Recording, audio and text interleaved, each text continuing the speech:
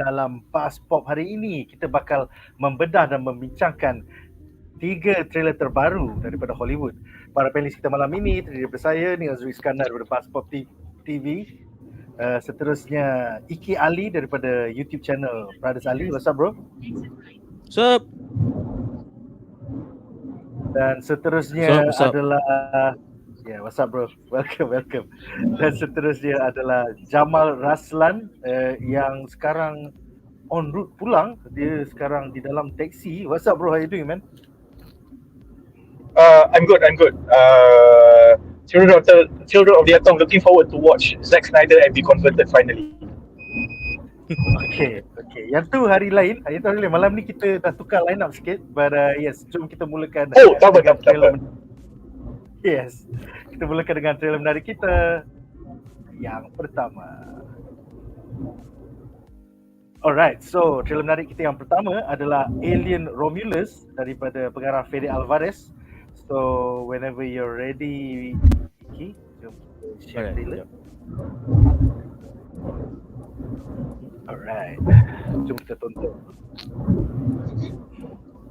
filem prequel. Oh, okay. Dah okay. It's already there. Sekejap. Sekejap, sorry tu keluar.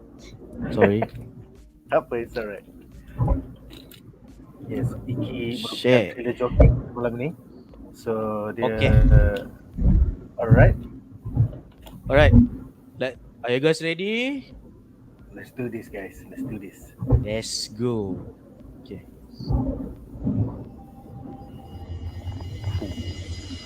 Gila, old school saya tag dia. Okay. Alright. Fede Alvarez. Kaki horror. Dengar suara ni kan? Ini memang teaser, tak nampak apa-apa. Holy shit! Nice. Yo, what was that? Weh.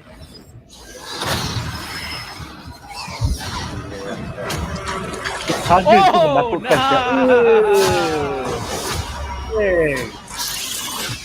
Oh yeah, face Sagas baby.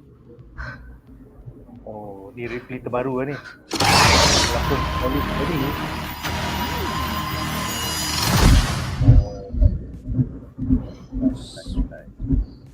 Wow. Okay. Tak sabar. Pleasantly surprised. Ogos nanti baru keluar. So, alright guys. So, synopsis is simple je. Whilst avenging the deep ends of a derelict space station, a group of young space colonizers come face to face with the most terrifying life form in the universe, the Xenomorphs. So, straight right off the bat, apakah reaksi satu ayat korang terhadap trailer ni? Your reaction just daripada menonton, silakan. Ini first time kau menonton silakan. Yep.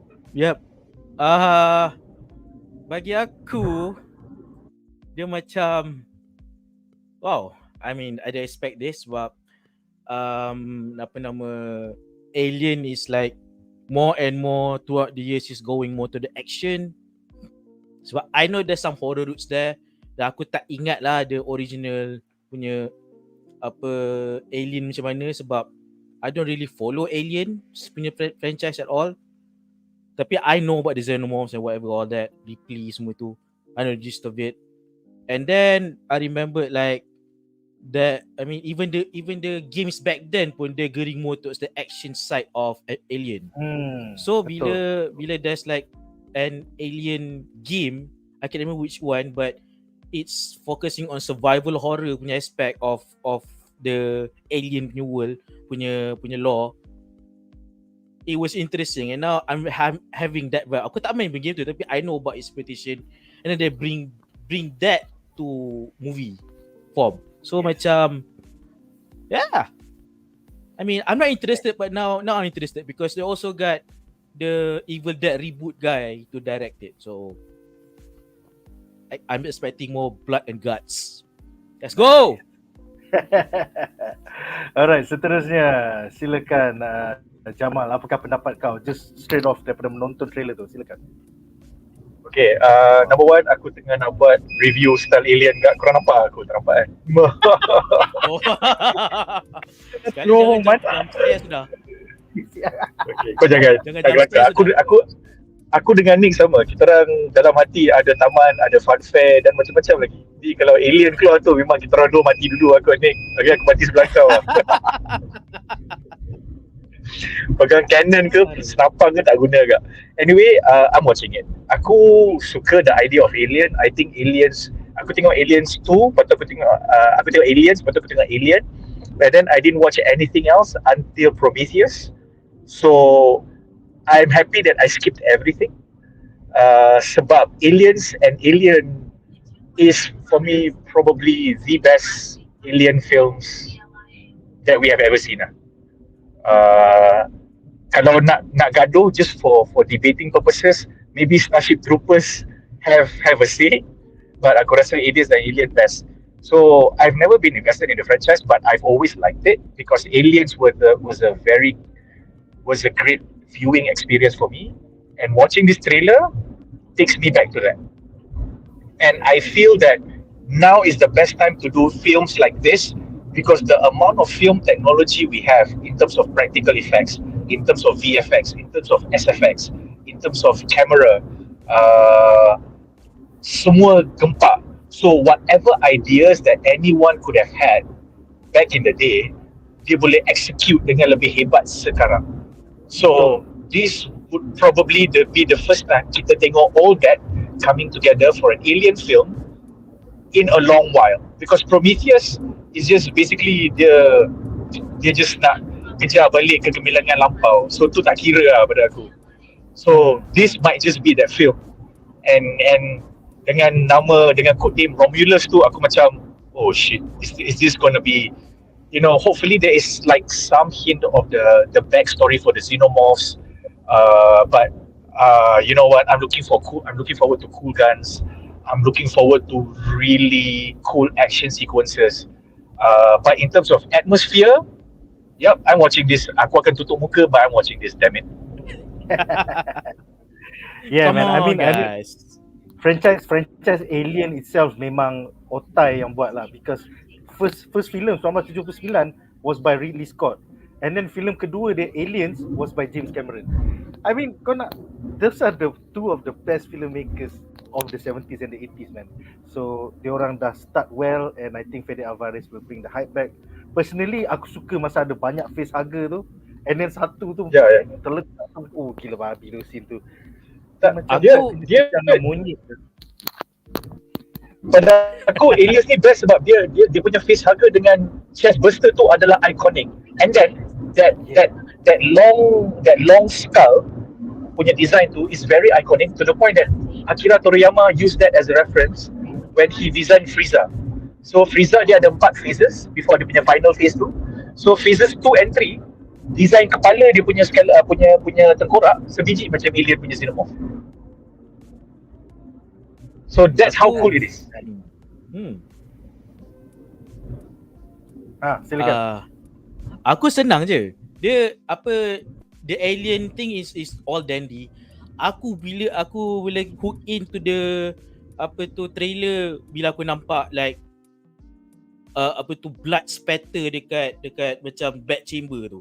Itu dah cukup macam shit. This is we getting back this alien, like this horror alien. Let's go. I'm not gonna close my eyes. Nice one. Yeah. Alright. Soalan seterusnya adalah untuk Jamal. Apakah pendapat anda tentang filem prequel Alien Romulus ni berlatarkan di antara timeline asal filem Alien daripada 1974 dengan filem sequel Alien 1986. So it's in between Alien dan Aliens. Apa pendapat anda, Jamal? I think that is great sebab one of the reasons why Aliens 2 yang ada Winona Ryder tu gagal is because at that point in time the industry feels that they have to do things in a linear continuous manner. Lepas kita buat Alien jadi Aliens, lepas kita buat Aliens dia buat Aliens dan rakan-rakan. So dia kena bersambung. Atau Alien 4. Yeah, correct. So in Winona Ryder. So in hindsight, if they had spent time explaining or doing the backstory of the xenomorph going into aliens, ataupun the backstory of Ripley, then we get to people who became fans of Bishop, people who became fans of Ripley will have had the opportunity to learn about their characters, or to understand, oh my god, first we got alien, and then we got aliens, then the third film, instead of continuing that, is like a jump back in time to understand dari mana aliens ni datang sebenarnya, which in hindsight might have worked as opposed to the Winona Ryder punya film. So even if this film is 25 years, 30 years a bit too late, but if it works, then great, thank god somebody figured it out. Nice. Alright, soalan seterusnya adalah untuk Iki. Apakah pendapat anda tentang pilihan pengarah Fede Alvarez to go back to basics, to the beginning of this franchise, which is a sci-fi horror in space? Adakah Alvarez akan berjaya, where Ridley Scott kind of like failed dengan Prometheus because dia terlalu fokus on religion dan point of humanity? So apa pendapat kau silakan. Now it's just horror in space. I honestly am not familiar at all so much with Alien punya franchise, sebab all I know is like that beat 'em up video game from like early 80s or 90s. Aku emulate kan.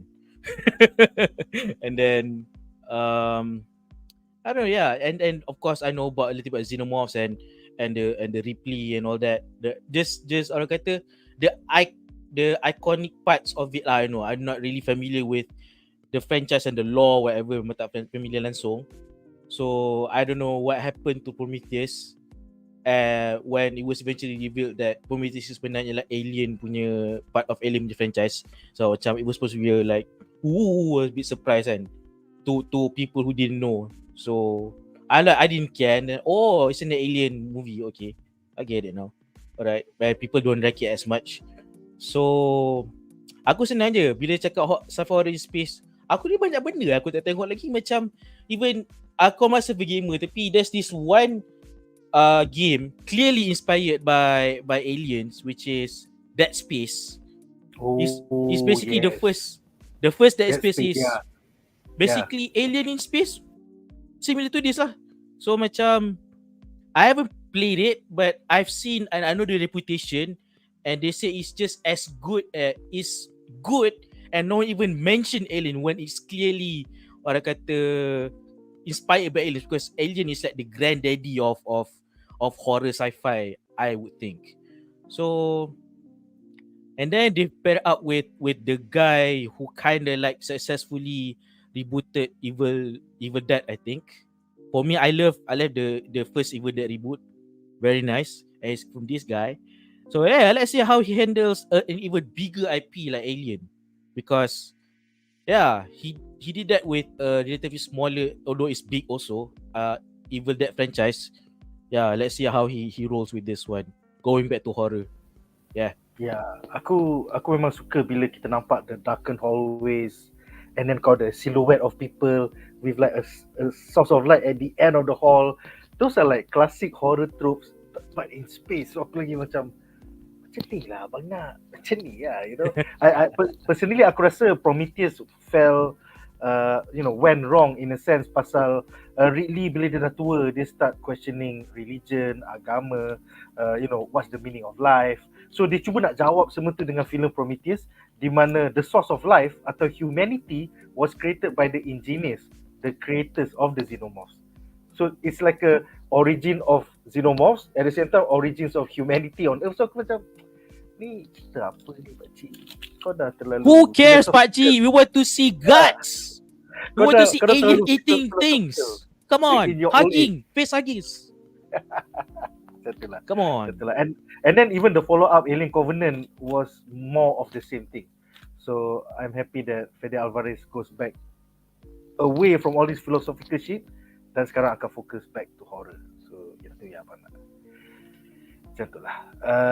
Alright, so nampaknya Jamal aku rasa is in transit daripada taksi ke rumah dia. So aku rasa kita akan continue dulu dengan kita punya trailer yang seterusnya. Jom kita ke trailer menarik kita yang kedua. Alright. So, trailer menarik kita yang kedua adalah tentang Furiosa, Mad Max saga. Aku rasa kita bincang sinopsis dulu lah, just in case Jamal Boleh, akan join boleh. kita. So, sinopsis dia, ini merupakan filem sebelum Mad Max Fury Road. So, it's a prequel to Mad Max Fury Road. Kalau korang dah tengok Mad Max dalam tahun 2015, basically sinopsis dia, as the world fell, young Furiosa is snatched from the green place of many mothers and falls into the hands of the great biker horde led by the warlord Dementus, lakonan Chris Hemsworth. Sweeping through the wasteland, they come across the citadel presided over by the immortal Joe. While the two tyrants war for dominance, Furiosa must survive many trials as she puts together the means to find her way home. And sadly, kita dah tahu ending dia, sampai ke zaman Mad Max Fury Road pun dia tak sampai lagi to the green place. So daripada dia semuda-muda pelakon Anya Taylor-Joy sampai dia tua macam Charlize Theron, dia still tak jumpa the green place of many mothers. So I look forward to this origin story. Kita dapat besi bergetah di mana is Anya Taylor-Joy. So jom kita tonton trailer dia. Let's do this, bro. Alright. Okay. Right. Furiosa! We've come too far.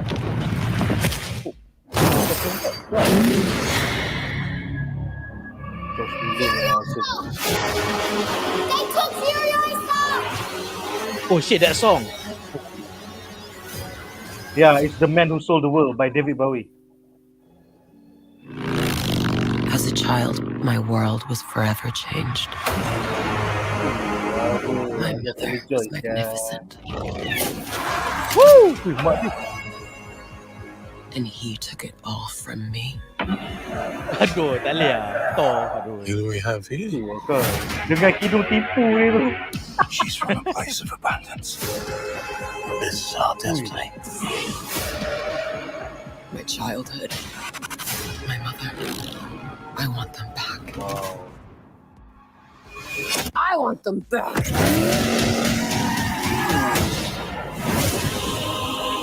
Whatever you have to do, however long it takes, Gila babi tu. Promise you'll find your way home. Protect the green place. It's time to take control, players! Ready? Steady! Go! Gila babi ya. Oi. Oh, nice. Oh. So full of hope! There is no hope!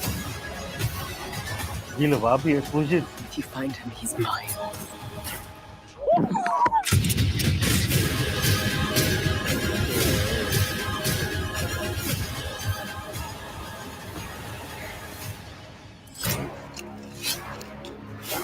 There will always be war. But to get home, Furiosa fought the world.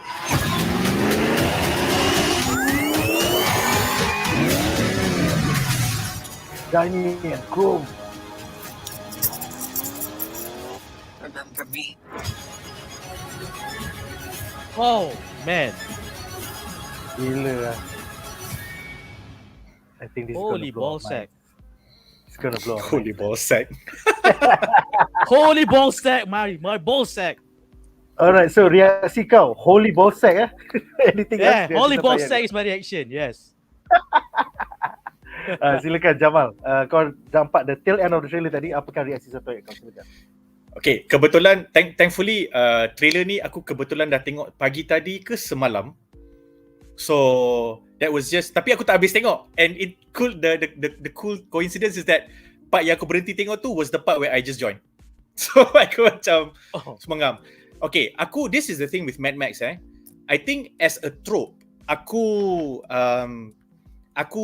50-50 dengan benda ni, because it's all about the story and how you can make the story interesting and compelling in that landscape atau in that backdrop lah, in that setting. So the first Mad Max Fury Road tu, kan semua orang duk kata oh very strong female characters, woke lah apa benda ke. Fine, be that as it may, I don't really care. what I felt was like, okay, this is a strong, compelling story. I needed 2 sittings ke 3 sittings to finish it, but I think the reason why I couldn't finish it the first time around is because macam, okay, this is the kind of movie where you need to take time, you sit down, you are not occupied with anything else. And the payoff was there. And mungkin orang akan kata dated lah, because if you watch this back in the 80s, 90s and early 2000s, orang akan, it's probably, some people will say that, oh, this is, Oscar worthy, blah, blah, blah, blah, blah.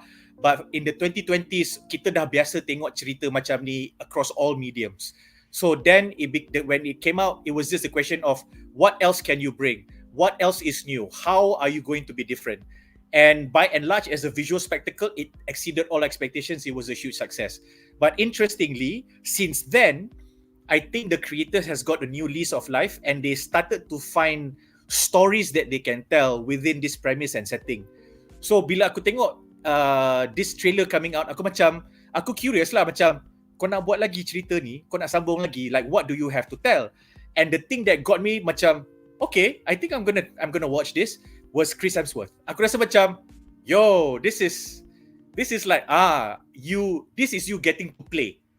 Like, sebelum ni, he got to play, but still within, some kind of normalcy lah, yang tak gila-gila punya karakter yang ni, walaupun dia main Thor kan.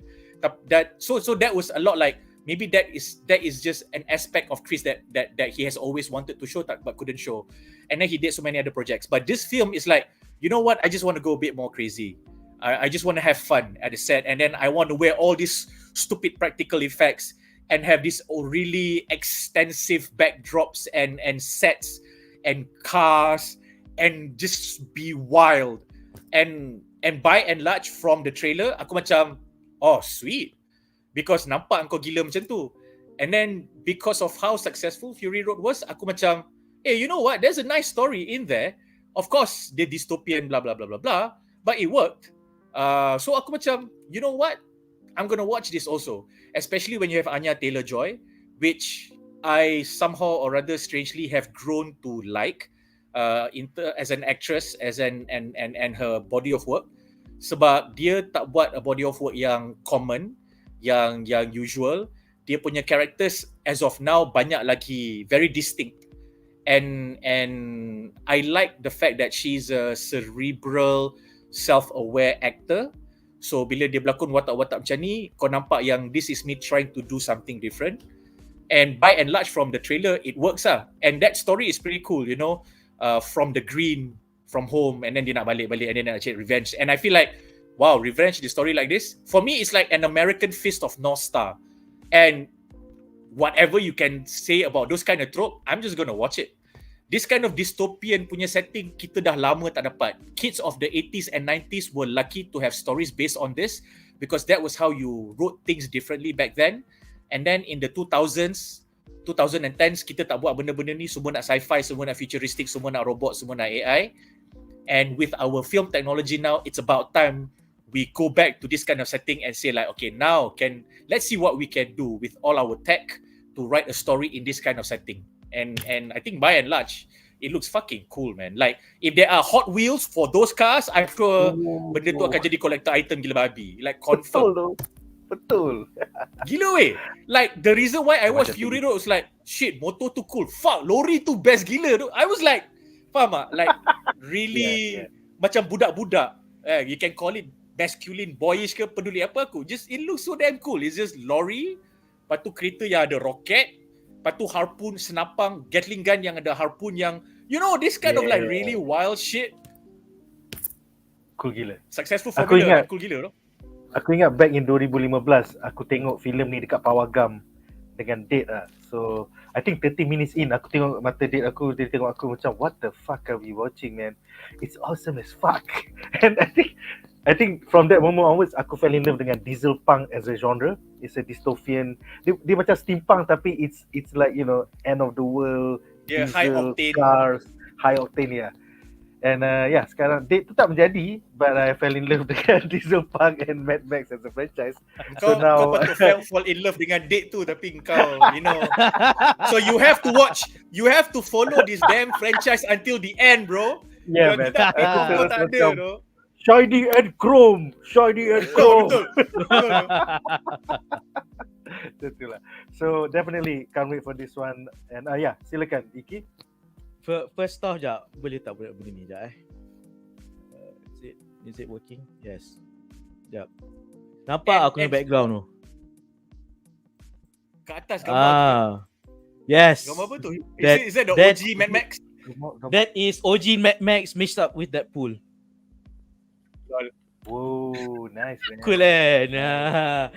Tak, aku just nak cakap ni jugalah pasal apa Mad Max ni. Yeah, I mean like why do we need this story? And then I remember the experience watching Fury Road. I'm like tak aku macam lupa bernafas tau. Serius weh, aku macam tengok situ sikit dum macam what the hell is this? And then they throw all these explosions and all these mad cars that is not practical at all. Walaupun the priority should be trying to conserve water and fight Imotenjo, for some reason they orang build these crazy cars. Stupid priorities, but it's okay for the sake of the movie, for the sake of box office. Let's do this shit. I'm like betul, priorities dia tak straight. They could have like kill, like dia orang boleh buat all these things and just straight up attack Imotenjo instead of doing these stupid car battles. You know? But tak cool bro. Okay. Tak cool. But Yelah, I know. To next point. Is it stupid though? Is it stupid though? It's not for this side of the movie. It's not stupid lah. It's for me. It's not for logic. It's for me. It's for me. Actually aku faham dengan kau sebab macam at one point masa tengok Fury Road macam why? Like why would you have engineering go and build all this kind of stuff and then you see those cars and those lorries, those trucks, those trailer kan berjalan betul dengan api lah, dengan all the padang pasir, all the storm main macam gitar, bro. You know what? Main Fuck gitar, it. main gitar. Aku macam you know what? Some things don't need explanation. And if you ask a question and you ask why, macam you know what, this is not for you. Just blah tolong, okay? Just blah. Let us enjoy this show wildness. It's not even stupid. Nick, kau punya apa overlay tu, gambar Anya Taylor-Joy tu in some nampak macam Sharon Stone pun ada juga, which is which makes me think that macam katakanlah benda ni dibuat in the 90s, Sharon Stone as an actress in it, you know what, that's not beyond the realms of possibility. So macam and I like the fact that cerita-cerita yang macam ni, yang seemingly dumb male movies yang orang akan kecam sekarang. Dulu orang tak kecam. Dulu orang kata boys will be boys punya ni, leave them alone. But I like the fact that somehow or other they are able to find ways to insert or include or make it center around strong female characters or narrative arcs. Whether it works or not, that we discuss, that we debate as a story, as a writing. Tetapi the fact that ada juga tempat untuk for these films to not make female characters the dumb bitches or blondes that you would expect in the 80s and 90s, and then make it work. You know what? So this is the best of both worlds. Like you can watch it and you can ignore all the car chase scenes, and we can watch it and we can indulge in the car chase scenes. So semua menang. Balance bro, balance. Balance. I didn't know I want this movie sebab okay, and then he made it anyway. So like, you know what, bring it on. I just want to see more stupid impractical cars. Goes boom. Let's go. Is it impractical though? Okay lah, the guitar was impractical lah. Itu aku setuju lah. But yes. If you It's play for Warhammer entertainment.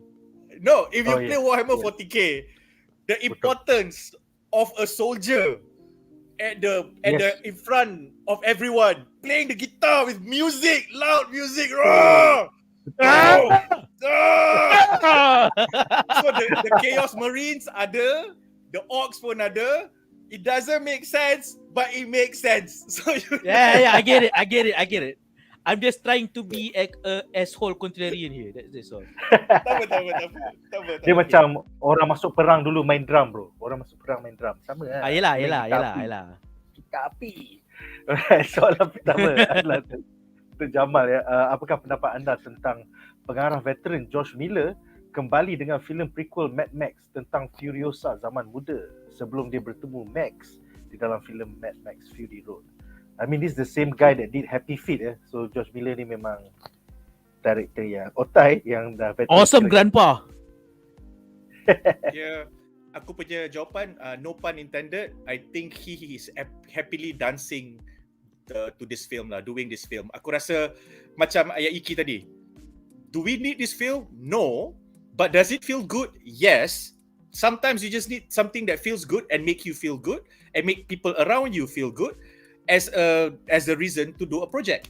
And by looking at the trailer, yeah, man, there's no reason to not do it, because those set pieces that you see in the trailer are not easy to execute. It's easy to visualize. Kalau kau tulis novel, kau boleh goreng, senang. Kalau kau illustrator or comic artist, you can draw it out. You know, if you are a game producer, publisher, kau boleh buat benda ni. And for those who play a lot of games, console ke, PC Master Race, benda-benda macam ni, trope macam ni kau dah tengok banyak dah. And it's like for you, aku boleh gaduh dan pilih apa yang aku suka, apa yang best, apa yang tak best. And kalau aku adalah a creator in whatever medium, I will take the best of all these games and I will put it together. This is Mila doing that. This is him saying that, yeah, I can do this. Korang enjoy kat game je, 3D, 2D, whatever. Korang baca komik, korang baca novel. You know what? Let me do it on film. And you look at the trailer, and you look at ni, menjadi, you know, like, because if this is such an easy thing to do, there will be other Mad Maxes. Diesel punk is not that kind of a genre. Tak ada orang lain yang banyak buat diesel punk. Steampunk semua orang cuba. You go to anime, it's not a lot of diesel punk way. Like, not a lot. You cannot. Even in your for example, apa yang Vash the Stampede, bukan Gunsword. Is it Gunsword? I think it's Gunsword. Even if it's set in the desert, it's still a sci-fi. Trigun. Even if it's in the desert, it's still a sci-fi. It's not diesel punk, right? So it is not a genre that is well explored in films. So because we know how difficult it is to execute the visuals. And kalau dia boleh buat benda ni macam ni, why not? Why not? Nobody is doing it. It's him. And it's been done well before in recently when it was resurrected. So go for it, man. Like, for all, kita nak diversity, kita nak kepelbagaian, you know, kita nak tengok the Oppenheimers, but hey, we want our Mad Maxes too. And then we want our avatars too. Whichever, the blue one or the airbender, it doesn't matter. Kita nak kepelbagaian ni. Jadi semua orang dapat habuan masing-masing dan tak ada orang bising. And bila semua orang dah puas, then orang yang dah puas ni boleh tengok the Oppenheimers and all the Oscar films dengan penuh fokus. Because you're not watching a film because you're not getting your fix. Everybody gets their fix. It's such a great thing to be doing. It is so tough to do. And Chris Hemsworth looks like he's having fun. If you do a project and an actor is having fun, you know you're doing something right. You know you're doing something right. So why not? Like, why not? It looks fucking awesome.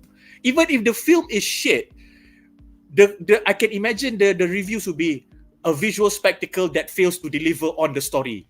You know what? At least I'm going to sit there for 2.5 hours not complaining about how bad it looks. It's not like Transformers. It's supposed to look great. It looks great until you sit and watch it and you go like, no, it's not. There's no redeeming factor. This is not going to be that for sure. So yeah, man, let's celebrate projects like this. Because bila benda ni berjaya atau separuh berjaya pun, other people can look at it and go like, you know what? Thanks for doing this. Now we know how not to do things, or now we know what we can do. And then you might just get a great TV series out of nowhere from Hulu. Because projects like this become a reasonable success in the box office. That's what you want. Kita nak kepelbagaian ni. The creators have more mediums to tell their stories and have more faith to execute their stories, because people have seen that these kinds of benda-benda jadi boleh jadi proof of concept yang boleh meyakinkan the studio execs. Kata, you know what, kita boleh buat benda ni. Come on, man. Come on, we can. This is going to be fun. Aku setuju. I think going into 2024 mulanya aku takut pasal semua filem MCU ditolak ke 2025, DCU tak ada lagi. But I have to say, after this week, kau tengok trailer Aliens, kau tengok trailer Furiosa, I think cinema is back, man. I mean, kita tak perlukan superhero setiap minggu, setiap bulan. Penat You also penat. have your, you still have your Aliens, you still have your Furiosa, you still have your Mad Max. So yeah, it's gonna be awesome. Soalan kedua adalah untuk Iki. Apakah pendapat anda tentang kritikan segelintir peminat tegar Mad Max bahawa filem Furiosa ni tidak so awesome Mad Max Fury Road kerana George Miller terpaksa kurangkan penggunaan practical effects dan gunakan lebih VFX due to kekangan produksi ketika COVID-19. I think they were affected by COVID-19, kena stop 2-3 kali. So apa pendapat kau? Dia tambahkan VFX di time around, dia kurangkan practical. Grow up. Diorang kena grow up. Sebab kalau diorang punya favorite kesayangan diorang tu, kalau diorang tengok betul-betul behind the scenes, banyak gila kau VFX diorang pakai. Dia banyak buat compositing semua tu, they think it looks real because it's yes and no. It's both real and it's not. It's like diorang superimpose a bunch of shots to make it look like believable. So for them to complain about this being VFX heavy, bodoh ni. Macam, I mean, okay, so what? Apa sebab COVID? Buat with whatever you have lah. Nothing wrong with that. So yeah, it looks a little bit macam orang kata kurang zing tu. But still, dia punya the spirit of dunia Fury Road tu is still there. I'm still like, yeah, some shots look a little bit iffy, but the impractical cars are there. My lovely impractical cars. So I'm not complaining about that lah. Yeah, you can tell that I'm going to keep doing this. But yeah, that's all I have to say about these fans. Like, get something else to Iki, kalau aku satu kereta dengan Iki kat dalam cerita tu, kita orang dua kat belakang akan gaduh pasal kereta lain, kau faham tak? Kita orang adalah dua engineer dalam cerita tu yang kereta takkan siap. Sebab takkan kau buat kereta macam tu, Iki akan kereta tu tak practical tu, tapi benda tu jalan tu. Lepas tu kereta kita orang tak siap. Lepas tu kita gaduh lah dalam kereta tu. Kereta Myvi basic ke? Basic kita kita macam-macam benda. Kita kena basic kat kita belakang. mampus. Kat belakang. Lepas tu kena maki dengan orang lain. Korang ni tolong lah, bikin kereta sikit boleh lah. Mana roket? Mana boleh? Tak safe. Mana safety regulation? Tak ada. Kan, kau buka, tak ada tikap, tak ada windshield, lepas tu kau kena pakai goggle. Lepas tu goggle kau kena lap. Lepas tu kau nak kejar orang. Tak logik tu. Mesti duduk luar cin untuk dekat lah. Macam tu lah apa benda lah. Practical dia. Yeah, we're gonna be those assets in a movie. Yeah, we're gonna be. Kita akan dua orang tu dalam kereta yang sama. Aku rasa korang kena bunuh dengan Immortan Joe lepas kerja sehari je sial. Sedang korang kena bunuh. Tak boleh. Mungkin tu jadi fan favorite tu jadi TPO dengan tu D2 tak tahu kan. Tu tak tahu. You don't know. You never know, man. You never know. Alright guys. So apakah pendapat korang tentang trailer terbaru Furiosa A Mad Max Saga? Bagi tahu kita orang di dalam comment section di bawah. Dengan itu kita akan ke trailer menarik kita yang terakhir malam ini, Star Wars The Acolyte. Alright, so trailer menarik kita yang terakhir malam ini adalah Star Wars The Acolyte. Kita bagi sedikit sinopsis. An investigation into a shocking Jedi Master's serial killing spree pits a respected Jedi Master, lakonan Lee Jung Jae daripada cerita apa dah hari tu cerita apa dah daripada Netflix Squid Game. Yes, Lee Jung Jae daripada Squid Game pergi ke Amerika dan dia jadi Jedi Master dan dia terpaksa pitted against a Jedi Padawan from his past, lakonan Amanda Steinberg. As more clues emerge, they travel down a dark path where sinister forces reveal all is not what it seems. So ini merupakan zaman kegemilangan Jedi 100 tahun sebelum Star Wars Episode 1, di mana diorang kata selama 1000 tahun kita tak ada Sith.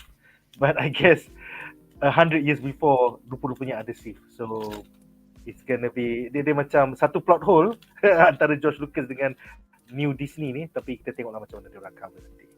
So whenever you're ready Iki, jom kita tonton the trailer. Okay, jap ya. Alright.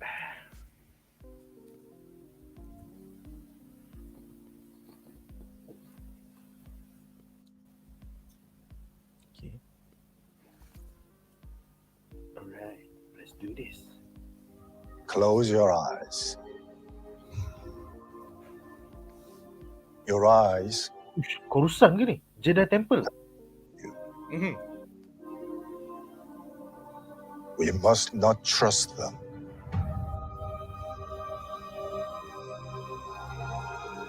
Tell me what comes to your mind.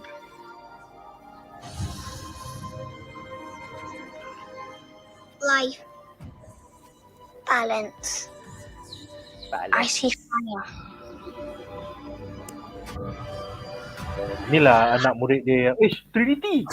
Dia Matrix. Sialah.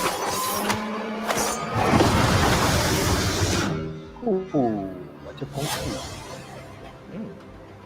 Okay. Someone is killing Jedi. It doesn't make sense. What happened? I sensed darkness. Sialah.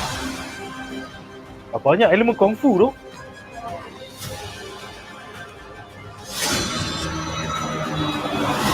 This isn't about good or bad. This is about power and who is allowed to use it. What is that? Oh.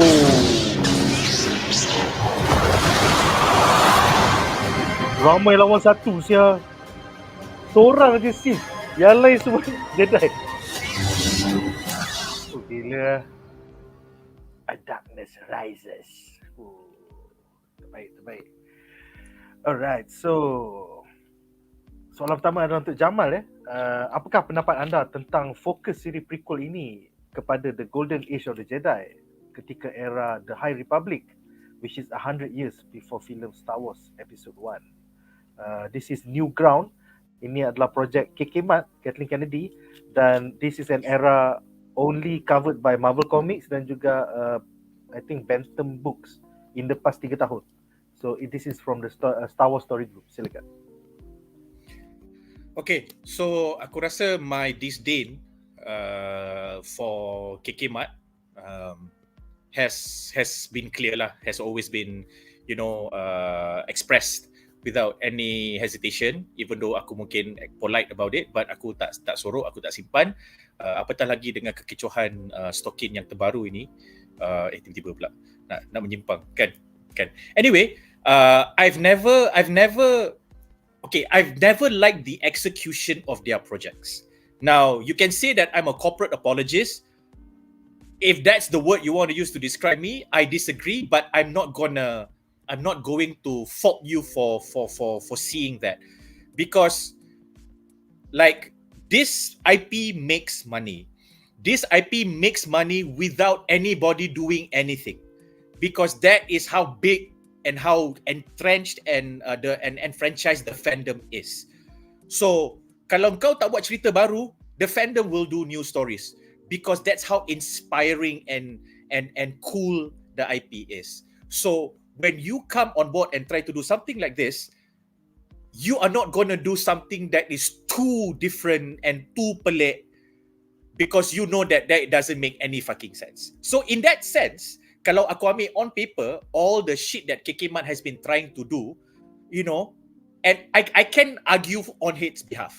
I can forgive it, but that's as far as I go. Does it sound like a cool idea? Yeah, I think it can work, but did you make it work? No, you did not. And that is always where the issue is. It's not about kau nak buat ke tak nak buat, apa kau nak buat. Whatever that you try to do, 7 times out of 10, you always miss the mark. And whenever you miss the mark, and it's repeatedly, whenever you miss the mark, the fandom has always pushed back against it. And if you spend enough time paying the people, taking a little bit of money from those big fat paychecks that you get, paying the necessary people to just go through all these comments and feedbacks from the fandom and like, oh yeah, this comment makes sense. Oh yeah, they are right, we should have done it this way. Oh yeah, betul lah, act 2 dalam cerita ni tak kena. Oh, betul lah, Obi-Wan dia patutnya narrative arc dia macam ni instead of like this. This scene should have been done it this way or that way. If you spend time listening to the fans, and franchise or not, entitled or not, toxic or not, both sides, how many other sides, if you do that, you will eventually start to arrive at a formula or an approach that will make it work.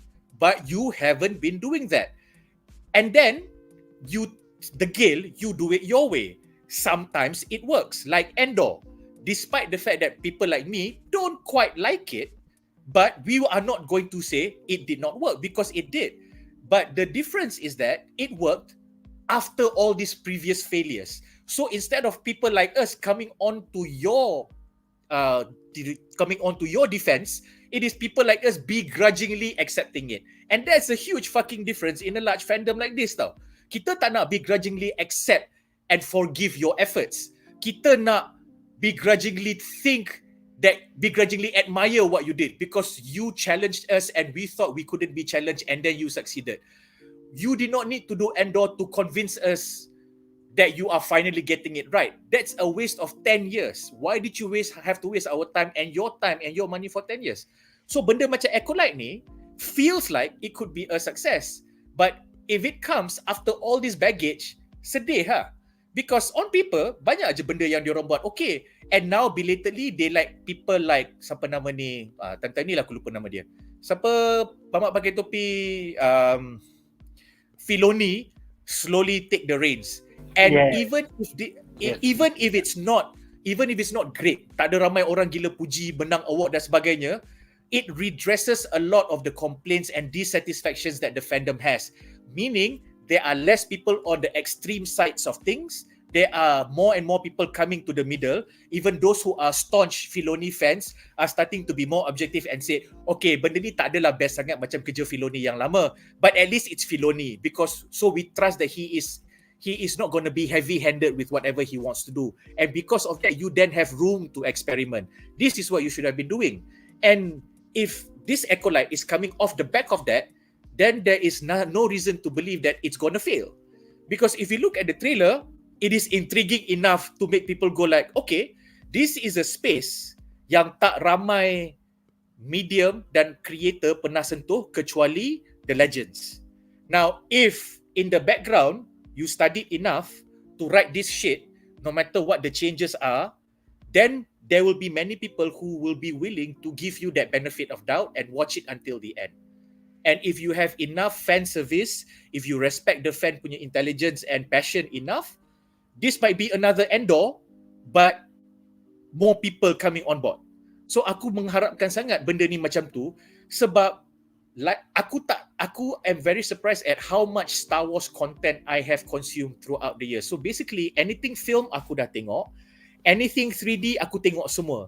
So even if I am not like a de facto Star Wars fan, the fact that I've consumed the entirety of its screen punya content and works means that I know the story and familiar with the story and the sentiments enough.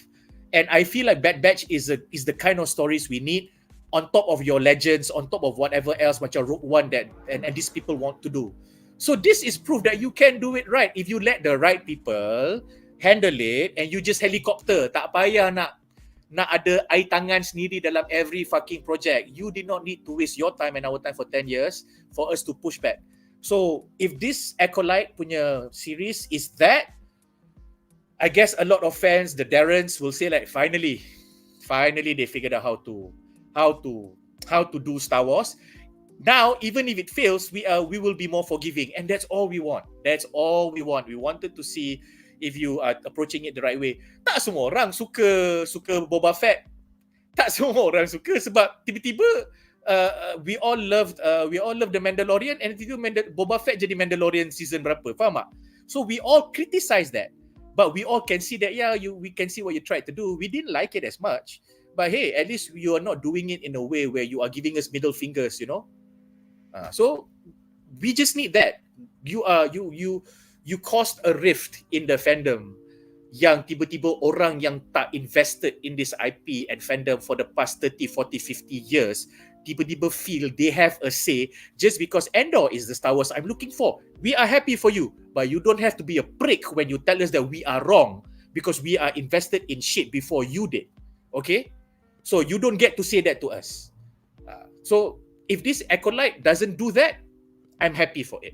Because I feel that from the trailer, it might just be able to do that. Please don't be another Kenobi. We are gonna fucking, kita orang akan slay lah benda ni. Kita akan penggal benda ni kalau benda ni lagi satu Kenobi. Tu je lah aku ni. Because I like the lore. I like the lore of Star Wars a lot. Surprisingly. And anything that, you know, anything that showcases how great the Jedi were until how they become really bad and indoctrinized and dogmatic, I love it. I love it a lot. So if this feels like it's going to be something like that. And if that's the case, then it's going to be cool lah, I hope. Long rant. Hopefully kita wish all the best kepada KK Man. That's productive. Soalan seterusnya adalah untuk Iki ya. Apakah pendapat anda tentang the murder mystery genre di mash upkan dengan the golden age of the Jedi, which is the High Republic era. So that's something new. Star Wars tak pernah buat lagi. Sebelum ni space opera, Skywalker saga tak habis-habis. This one is a murder mystery. Silakan.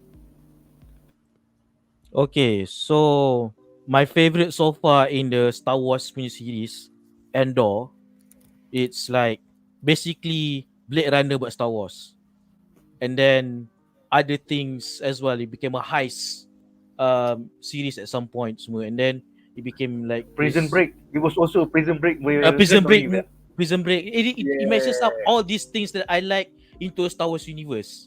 Okay, which is dandy. Tapi bila kau cakap dia mash up Golden Age of the Jedi, which is like Jedi and murder mystery, you know what? Mula-mula aku fikir macam it won't work. But right now that I think about it, murder and blades, murder and lightsaber, you know, it could work, yeah. Tapi itulah, but apa from the teaser poster yang dekat banner ni, nampak macam apa, it's like gonna be like bloodier and like gory and everything.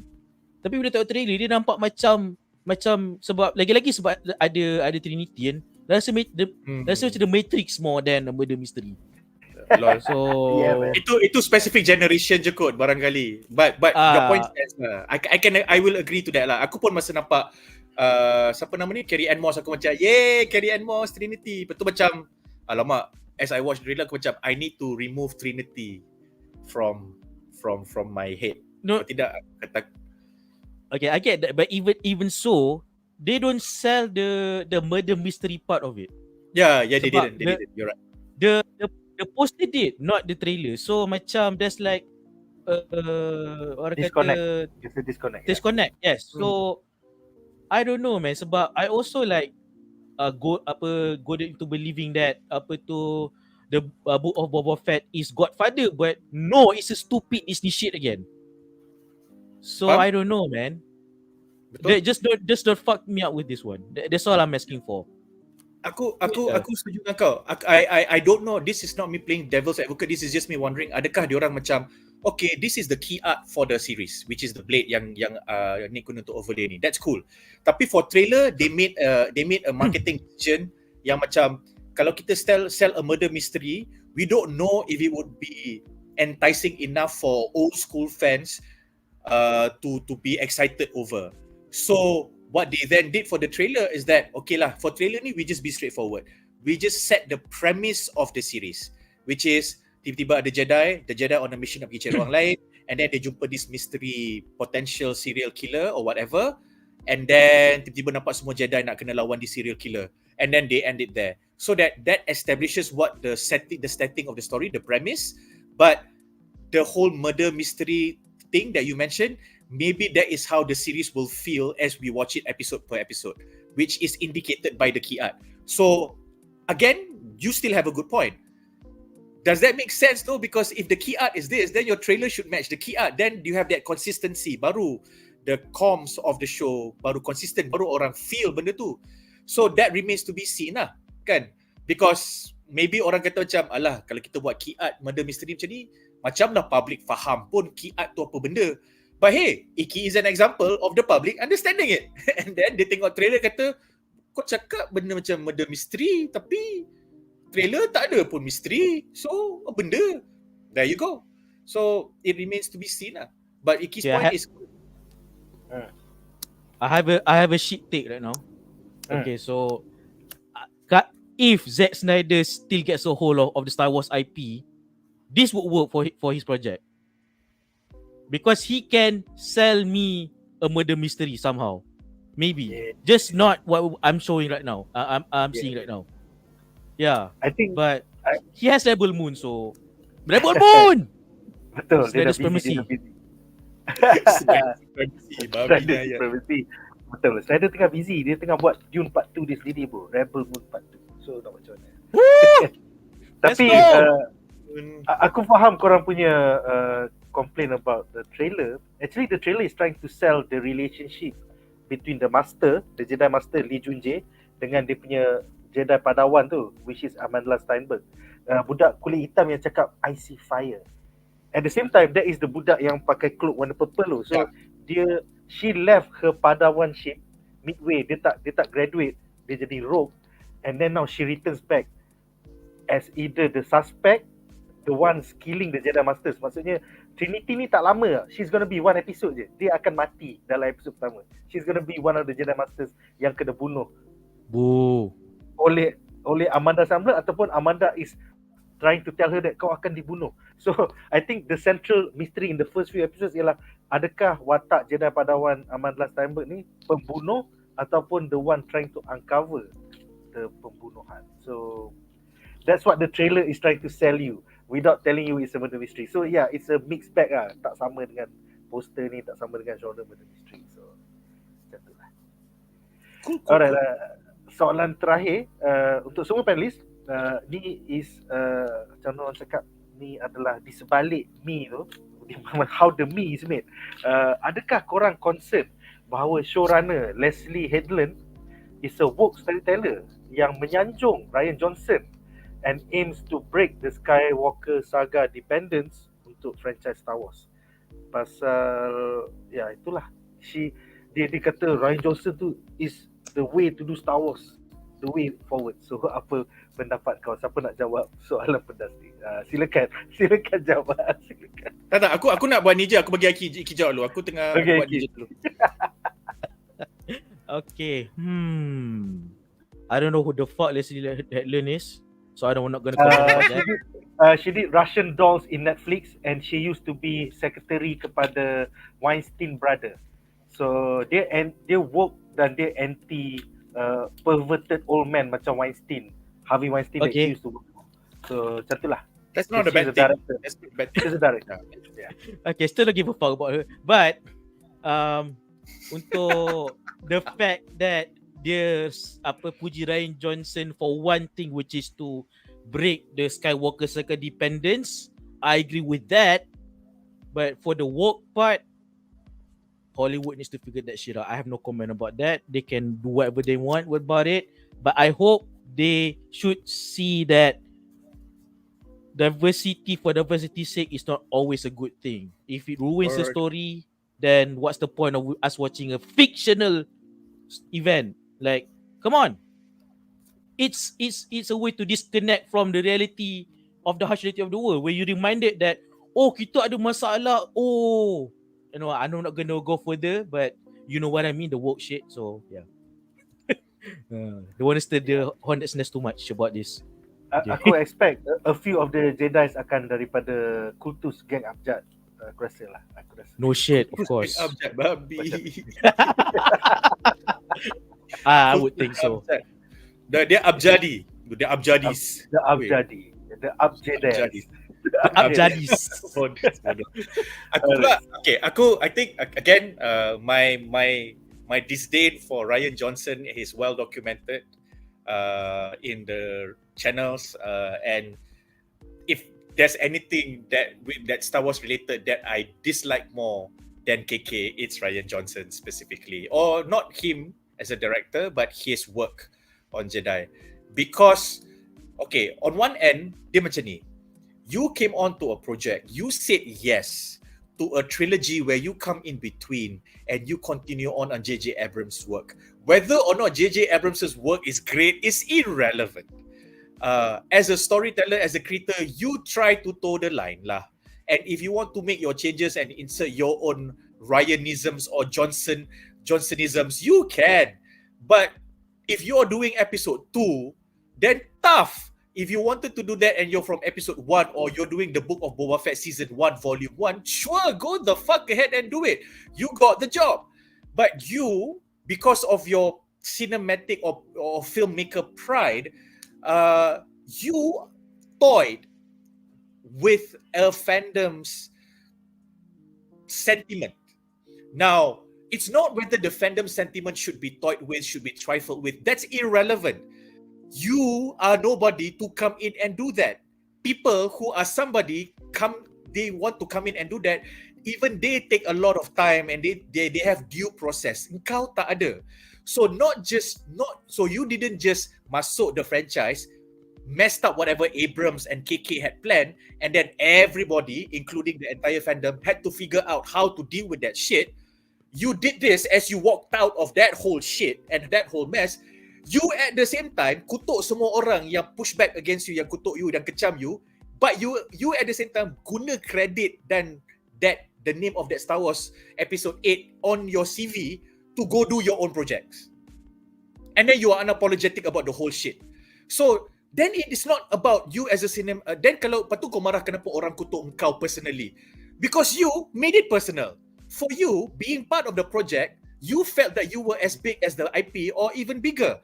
That is what people had a problem with. Orang kutuk J.J. Abrams punya Star Wars because they felt that it was too much fan service and the story never really resonated. But they never accused him of taking people for a ride. You took everyone else for a ride. You did this as you left the car or you left the ride, and then on top of that kau kecam orang balik. So nampak tak kau punya, dalam kau disingenuous, nampaklah kau punya macam punya attitude ni yang orang tak suka. So bila you petik Rian Johnson to me dalam konteks Star Wars, I can't help but to see that first. Okay? So what you wanted to do is something that probably everybody agrees. But the how is where people have disagreements lah. And the fandom tak suka when the how is done in a way where it does not respect all the previous efforts of people who wanted to move on from that, all these legends punya work, where you did not even, refer to the likes of, did not go down the path that Filoni took or whatever. You just thought that Star Wars as an idea is A, why not we make it D? And then we skip B and C and we jump to D terus. That is where people get upset. And then you did this to people who are getting upset and who are still trying to figure out how to articulate them feeling their upset feeling. That is not cool lah. That is really not cool. And Taika Waititi is doing the same kind of stuff. So in that sense, aku lagi prefer a Zack Snyder because he just says, I just want to do my shit. I just want to do my shit. Apa salahnya? So what if it's derivative?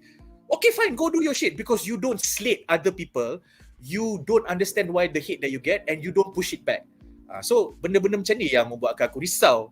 Sebab bila ada orang nak buat benda baru dan nak move on, it's never the idea of moving on. It's like kau nak move on pergi mana? Kau nak move on macam mana? Masa kau move on tu kau ada pijak kaki orang lain tak? Do you step on other people's heads? Do you leave a trail of scorched earth behind you? So this is not how you do it. And this is when bila benda tu berlaku, that's when orang petik. Orang dah pernah buat legends macam-macam. Kenapa kau tak refer benda tu? Go check out this game, go check out that game, go check out this comic, go check out that book. Banyak. So it's referential. You can refer to those and write it your own and get Disney to sign off on it. But you just didn't.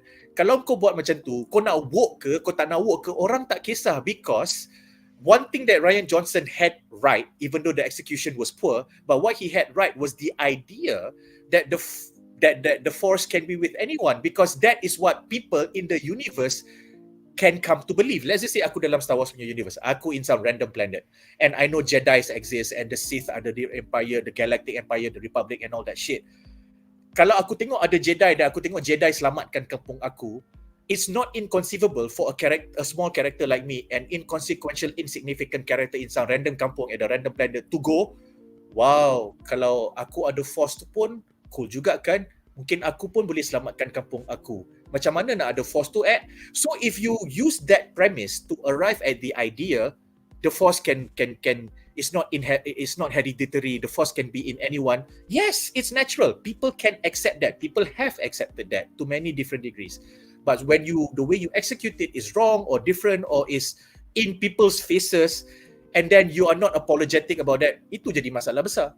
So for me, the wokeness, kalau dah universe Star Wars ni besar gila dan dalam universe ni ada alien yang pelik-pelik, so kalau ada yang hubungan sejenis ke, hubungan abjadi ke, so be it lah. But when you do it in a disrespectful way, you do it in a way yang nampak sangat benda ni wokeness as opposed to it doesn't serve the story at all, then janganlah marah kalau orang complain. And if you did not feel that, your focus group did not feel that, but it turns out to be that to the general public, then one, you kena admit focus group you tak effective. One. Number two, you kena admit that you were a bit too partial lah. And three, most importantly, just learn from it and move on. But when three doesn't happen, and three is you going to the public, going to media and nak bergaduh, nak patah balik, nak blame sana, nak blame sini, then nampaklah kau tak faham, kau macam tak nak mengaku kau silap. So tak best lah, tak boleh macam tu. People throw money at this, you are making money at this, you know. So it pays for you to just listen a bit that. So kalau kau nak orang less ignorant and more conscious about the message, social messaging of the day, like it or not, you have to see it juga, especially for better, because you could have done your own Star Wars, but you are using an established and franchise IP that was built on something else to your messaging. Please realize that. If you need to be somebody important in that IP and fandom before you can convert that IP and or a medium for your messaging. Selagi kau tak capai status tu, jangan marah kalau orang yang dalam fandom dan IP tu persoalkan apa yang kau sedang buat. Sebab kau dapat job, kau masuk IP, kau terus nak buat messaging. Bye. IP ni dulu. Settlekan IP ni dulu. Kita nak buat IP, kita nak buat series, kita nak buat filem. Settlekan tu dulu. Messaging kau secondary. So if you cannot remove yourself from that, go be an activist. Go do your own films. People will celebrate you. But if you are taking opportunities, job opportunities to do your messaging, where you don't balance the job and the messaging, ni yang orang marah. Then bila orang marah, kau marah orang tak reti nak marah. Habis tu kau tak reti nak insert messaging, lepas tu kau nak marah orang tak reti nak marah dan kecam kau, nak kritik kau macam mana. Lepas tu benda macam tu. So tak best lah. So I feel that you want to do woke, you do woke. Star Wars is a space opera. Aliens dia berpelik-pelik macam Fifth Element. So kalau nak aliens tu nak hubungan bermacam-macam jenis, who am I to say no to that?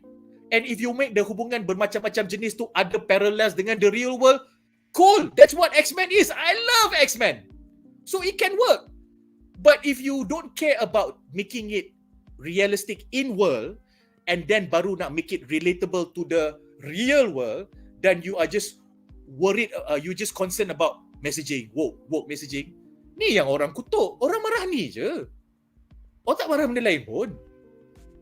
Lepas tu lepas habis semua ni, it's just a job. Fine. Now it's just a job. Bila kau dah tak boleh menang argument, it's just a job.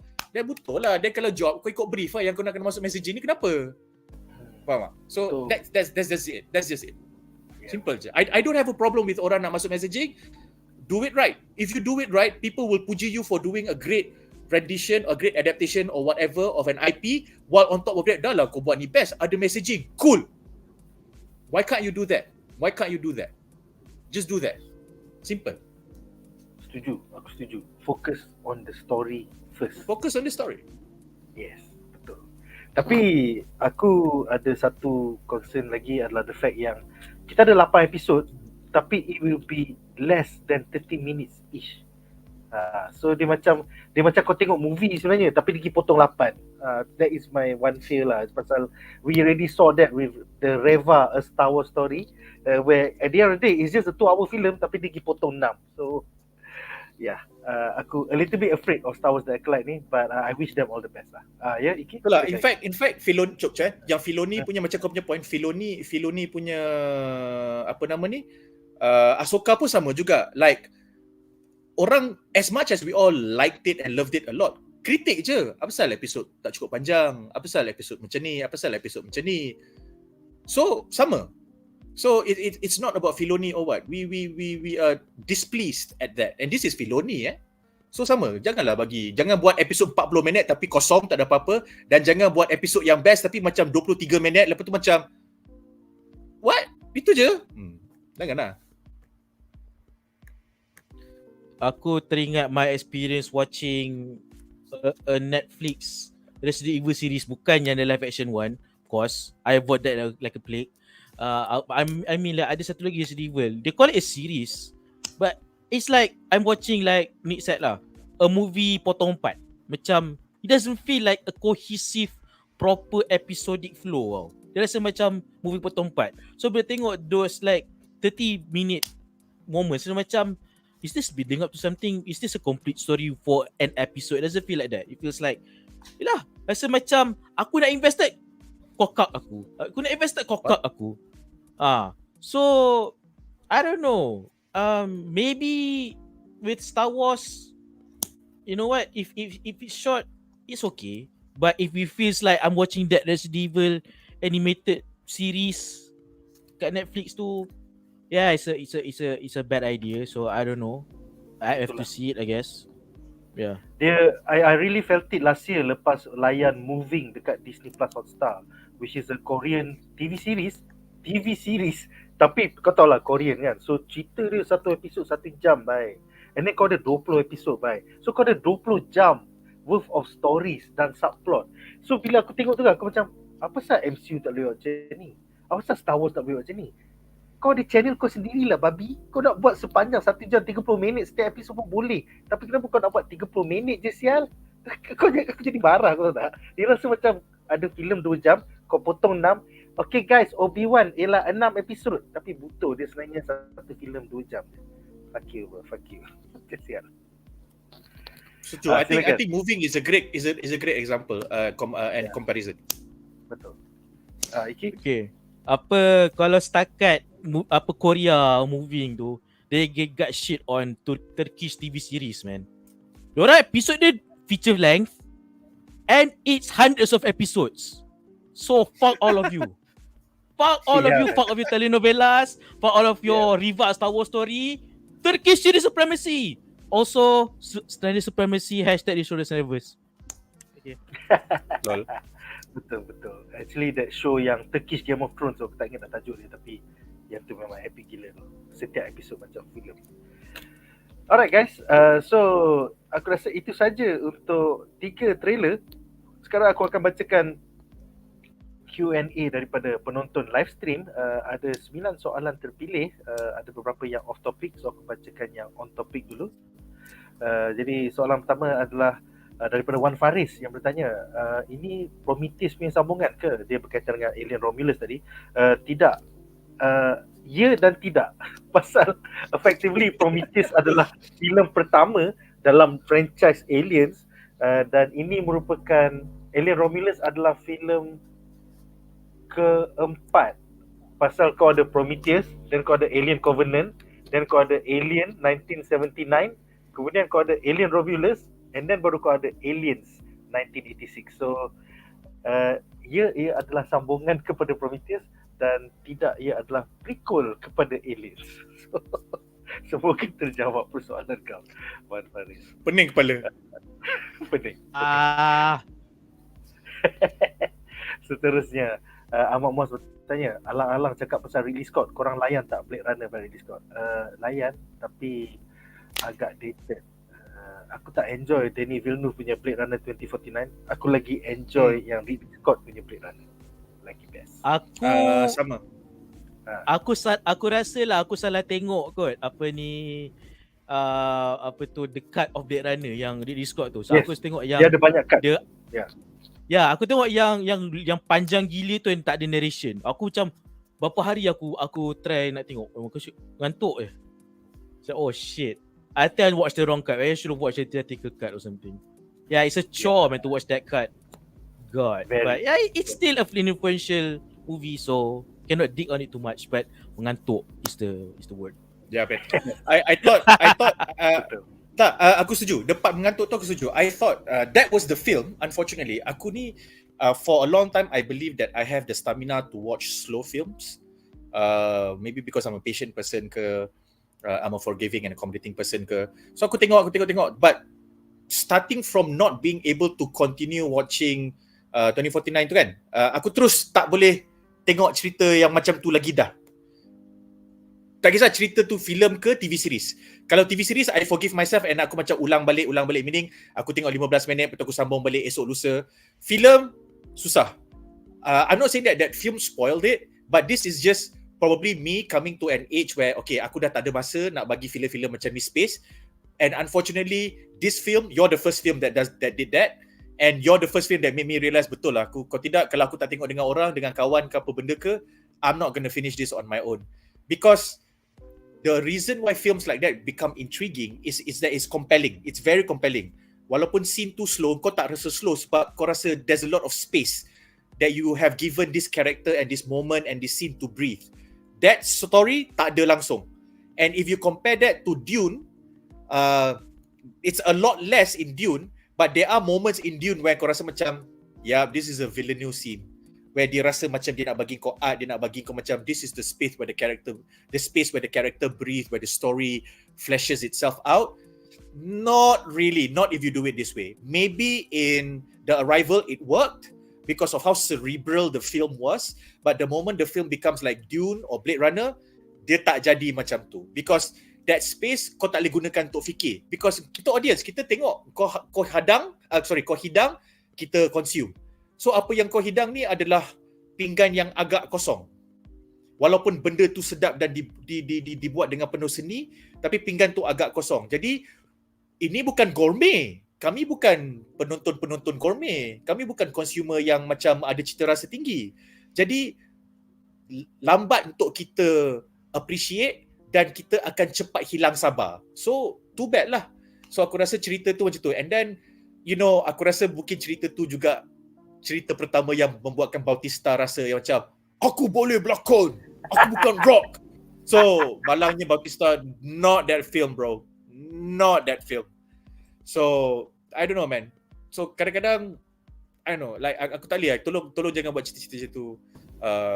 Moving is a great example of it working. It's even in Korean.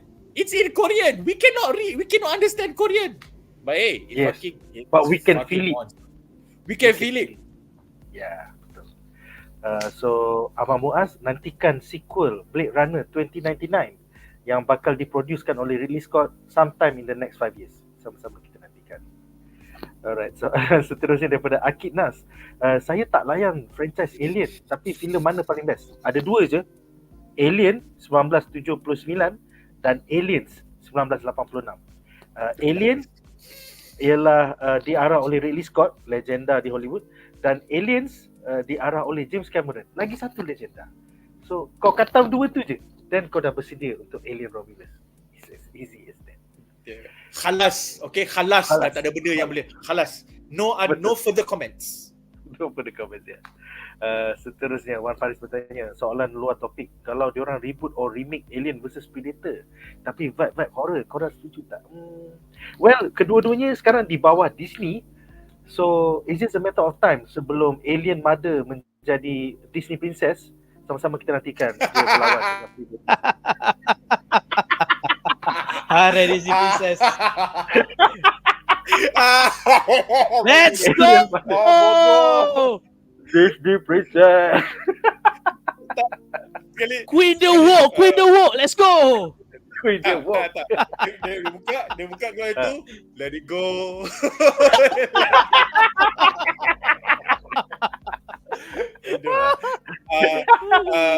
One Farid, Alien dah memang horror. Predator dah memang action horror. Alien versus Predator memang horror dah. Tak perlu remake untuk vibe horror. Tengok Alien, lepas tu tengok Aliens, lepas tu tengok Predator 1 and 2. Dah cukup. That is enough. Yes. You don't need. Or then boleh lah tengok Alien versus AVP, tengok AVP 1 and 2. Boleh lah, itu boleh lah. Itu boleh lah. So dah memang horror dah, tak perlu nak remake. Tak perlu. AVP 2 tu kalau boleh tengok lah sebab I can see shit. Ya, I don't know. Tak nampak tak nampak apa-apa. I can see shit, man. So Kita bukan predator sebab tu kita tak nampak. Kita alien. So aku rasa my only hope kalau if they wanna remake AVP, So maybe they can take cues from like aku cakap, my familiarity with Aliens and Predator is game beat 'em up Capcom dulu. So if you can do that, like have a character punch some aliens and Predators, so Predator killing aliens, yeah, let's do that. I want to see that. I don't care about horror because when these two franchises collide, I want to see stupid shit. If they're on their own, they do their own shit. When they were together, let's do stupid shit. Yeah, Actually, you're right. It's about did the AVP comic come first, or did the AVP film? I think AVP film. The comic came first kan? AVP comic. Yeah, the comic came first from Dark Horse. Sebab kita kena faham when the comic came first, it's basically people, comic creators having a thought yang macam Iki cakap tadi. Kalau alien ni lawan Predator cool juga kan? Cool gak tu, agak-agak kau apa jadi ya? And then they just brainstorm, they had an orgasm, lepas tu they did that shit. Okay, that is the premise. There is absolutely no lore related reasons. There's no logic, no nothing for you to do an aliens versus AVP aside from the fact that a bunch of alien hunter race pergi hunt the greatest predator in the galaxy, the xenomorphs. That's it. That is the logic. Itu je. So kalau kau these two IPs collide and macam Iki cakap, I just want to see shit happening. Yep, that's it. Tak payah horror.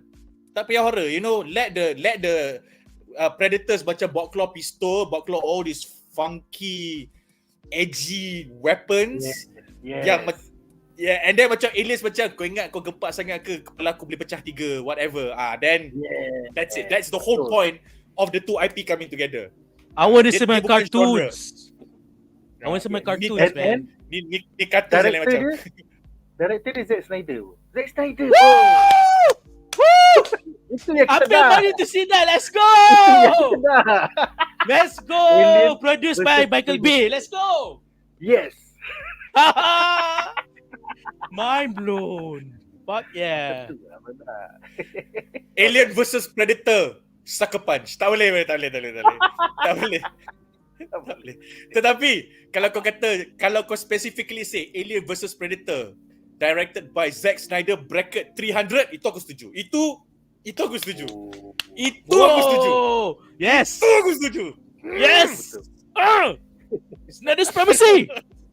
Okay, aku bukan kecam Snyder semata-mata Alien versus Predator, Snyder 300, Alien versus 300. No.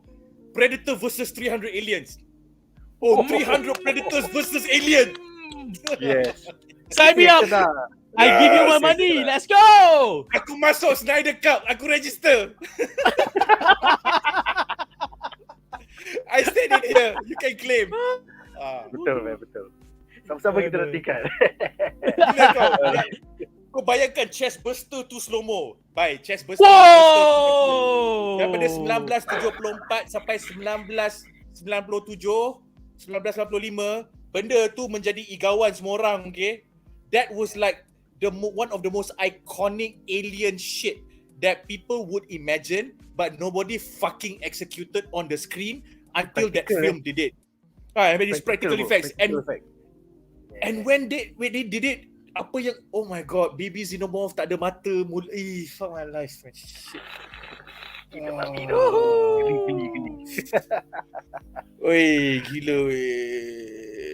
Tak boleh. Aku tak nak jadi astronot sebab tu tiba-tiba pula aku tak nak jadi astronot sebab tu.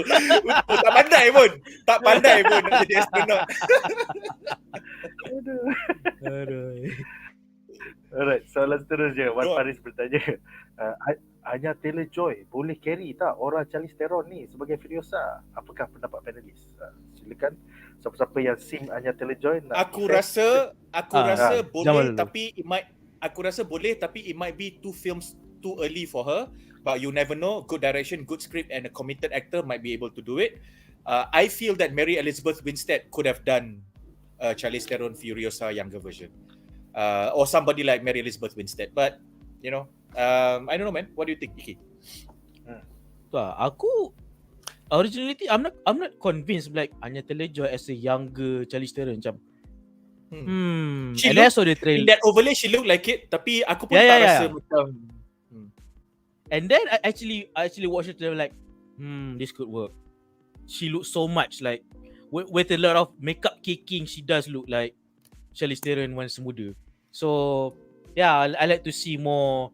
I'm going to keep using this impractical cast starring being drove by Furiosa. Let's go.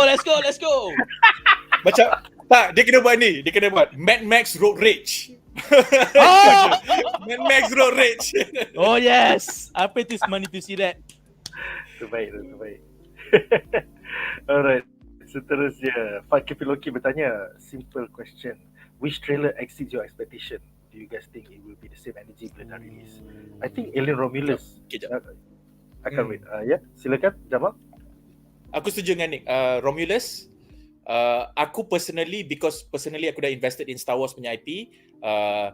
I hope Acolyte will meet the trailer punya macam apa the expectations that the trailer set for me.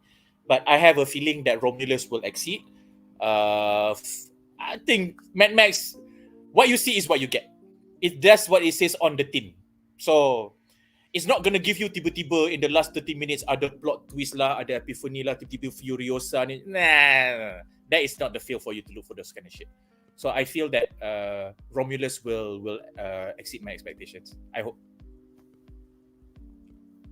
I also hope Romulus will exceed my expectation because yeah, you get Fede Alvarez to helm an alien movie. Yeah, let's see what he got. Like, and also apa Furiosa, like macam jangan bercakap lah. If you expect anything else, I don't know what you're doing. You know?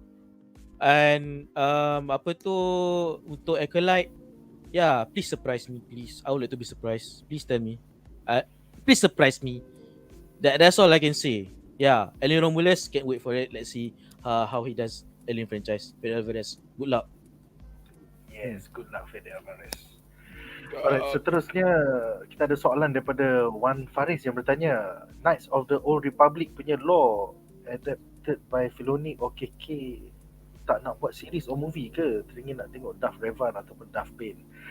Nampaknya hala tuju KK Mat ni selepas Star Wars punya convention tahun lepas, kita nampak dia tak nak pegang langsung Knights of the Old Republic ataupun era The Old Republic. Dia nak fokus kepada satu, Dawn of the Jedi, iaitu filem oleh pengarah slogan hari tu bukan Manganiello, James Mangold. I can't remember, but yeah, James Mangold, yeah. So dia nak fokus kepada permulaan Jedi, which is 10,000 tahun dahulu. Kemudian dia nak fokus kepada The High Republic, which is baby brainchild dia sendiri, 100 tahun sebelum episode 1. I think kalau dua-dua ni berjaya and orang still nak barang-barang lama yang bukan Skywalker Saga, maybe hopefully eventually kita akan dapat The Old Republic, because it's a low hanging fruit. It's memang orang nak Darth Revan, memang orang nak Darth Bane dah lama. Orang memang suka KOTOR, the games, the RPG games was awesome. So yes, tolonglah KK Mat, get that low hanging fruit. It's so easy. Senang kau nak buat 1 bilion, kau bagi je benda ni, kita akan bagi kau 1 bilion. Simple as that. Alright, seterusnya kita ada notification bahawa House of the Dragon Season 2 punya trailer dah keluar. Menarik. Hopefully kita akan review tu minggu depan, pasal minggu ni kita dah cover 3 trailer dah. Seterusnya kita ada soalan off topic daripada Mofah. Dia bertanya, Jamal pernah dub anime ataupun movie ke? Suara macam familiar lah. Silakan Jamal. Saya memang ada buat voice over untuk iklan. Dan saya pernah buat satu projek video dan voice over baru-baru ni yang sekiranya anda di dalam sesuatu golongan itu, anda akan mendengar suara saya almost hari-hari. So saya tak boleh nak cakap kat mana projek tu sebab nanti kantoi. Sebab segan. Suara LRT je? Macam suara LRT je? Stesen seterusnya? Tak. Bukan LRT. So tapi saya pernah buat voiceover dan saya baru reconnect dengan kawan lama dekat universiti dulu yang kerja dengan company buat voiceover dan dub. So saya berharap dalam masa beberapa tahun ni akan dapat buat projek. Sebab buat dubbing dan voiceover ni fun gila, especially dapat buat character voices. So yes. Buat skrip pun best juga. I'm a script writer for dubbing, so best juga. Yes. Nak juga kan. Oh yeah. Yes. Tu je lah nak cakap. Iki pun ada berkaitan dengan dubbing. So yes. So Yes, kebanyakan panelis untuk BuzzPop bekerja di dalam industri seni di Malaysia ni. So, yes. Seterusnya kita ada soalan luar topik. Apakah pendapat Jamal dan Iki secara ringkas tentang trailer The Crow yang dapat paling banyak dislikes minggu lepas ke 2 minggu lepas? Kita mulakan dengan Jamal, silakan. Apa tu? The Crow yang keding bro, keding. Tak boleh. Like The Crow adalah satu IP yang patut dikekalkan sebagai sebuah cult punya IP. Leave it as how it is, leave it as it were. The only people that working on it is people yang directly connected to the original creators. It is not, jangan remake benda ni. There is a lot of baggage, there is a lot of history, and this new trailer did not resonate with any of those. Tak ada semangat mana-mana tu pun. No. The Crow ni at a time, dia macam mana? The Crow ni adalah IP yang macam asal kau ni famous sangat lah. Dia macam tu. Padahal kalau kau tengok dia punya apa nama ni on screen tak banyak pun. Tak banyak.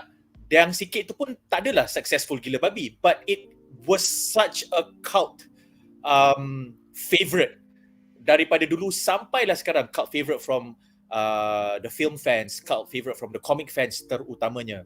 So and the franchise faded away in a lot of in a lot of doubt, in a lot of conflicts, in a lot of sadness. So just leave it at that. If you want to bring it back, it is not the kind of IP that will make people feel that, oh wow, this IP needs to come back.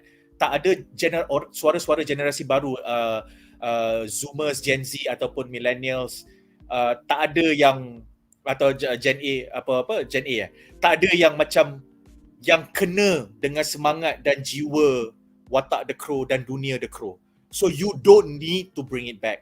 If anybody who wants to bring it back, it should start with the comic in comics first, in graphic novels, and then you see if it goes or not. If it doesn't go, then it's not gonna take off anytime soon. Dia macam Sandman. You might like it, but you will forget it if you did not come from the age or the time when Sandman was such a huge cult favorite. It's the same thing, but it's much lesser in popularity. So jangan bawa balik. Sebab tu the trailer was bad. Not just because it did not channel all this, because as whatever that they were trying to do, tak cukup sifat. The Crow ni apa? Kenapa aku nak kena tengok The Crow? Apa relevance The Crow? Kenapa Crow ni cool sangat? Oh, mamat ni ada banyak face makeup dan ni edgy gila, edgelord. This is not how we do edgelord now. So The Crow cannot deliver on that promise, on that expectation. So jangan. I did not like it. I kukeling kepala je. Especially since The Crow was aku tak minat sangat The Crow dulu, tapi The Crow was a mandatory thing for people at my age who were teenagers during my time when The Crow came out. Tengok The Crow dan experience The Crow and having an opinion of The Crow was a necessary thing for you as a teenager at that point in time. And there is no reason to bring it back. I did not like the trailer at all. Sorry. Yes, itu satu touchstone untuk budak-budak yang remaja zaman 90-an. So Iki, apa pendapat kau tentang Bill Skarsgård, Crow baru ni ada tattoo dekat puting bro? What the fuck? Apa pendapat kau tentang trailer tersebut? Silakan. Aku punya experience dengan The Crow, aku tak tengok masa during its time sebab I was not a teenager at the time. Aku kecil lagi kot. So aku tengok masa aku dah besar sikit lah kan, bila otak develop sikit nak terima cerita-cerita macam tu kan. So bila aku tengok, aku macam, yeah, it's not perfect at all, but I can feel like the emotional weight behind the story tau. So and then how like everything feels, and then in addition to the death of Brandon Lee, so it makes it like, because of that, it's an important film to be remembered by those who remember it, by those who watched it. So I get the importance, but yeah, macam Jamal cakap, and most people have the same sentiment. Don't remake this. You don't need this remake. Sebab bila aku tengok dia punya dia punya trailer tu, it reminds me of a movie that is dia cerita pasal The Raven. The movie called The Raven. It's like dia gunakan Edgar Allan Poe punya story to make it into like a murder mystery action horror kind of movie, and it just doesn't work. So this has the same vibe as that. Dia Macam okay, kalau sorry, yeah. go ahead. Sama. I thought you So apa, and then when I bila dapat word that this is made by the guy who makes The Huntsman and apa tu, the lukewarm and very very controversial Ghost in the Shell punya live action adaptation, lagi nampak macam dia punya apa studio mandate tu, instead of like a movie yang a passionate fan of the crew would want to make. Dia rasa macam terlampau clean, even the